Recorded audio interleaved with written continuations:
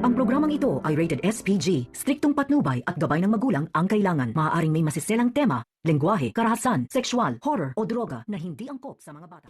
Narito ang mga kaganapan na dapat nating aabangan sa EPG's Batang Quiapo. Dito na nga ba tuluyang mamaalam ngayon itong si David dahil nga'y sinaksak ito ni Congressman Miguelito.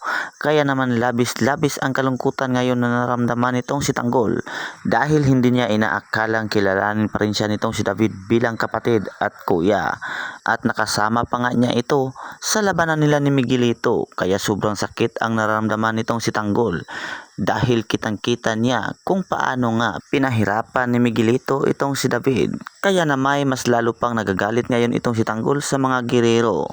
Samantala, walang kamalay-malay ngayon itong si Rigor kung ano na nga ang nangyayari dito kay David. Dahil abalang-abala ito sa kanyang trabaho. Habang itong si Don Gustavo naman, sinisigurado niya na ang kapanalunan nitong si Miguelito. Dahil kinukuha niya ang loob ng mga malalaking tao. Ngunit hindi naman alam nitong si Don Gustavo na ang mga taong kanyang nilalapitan at kinukuha niya ang mga tiwala. Kilala rin ito ni Boss Divina.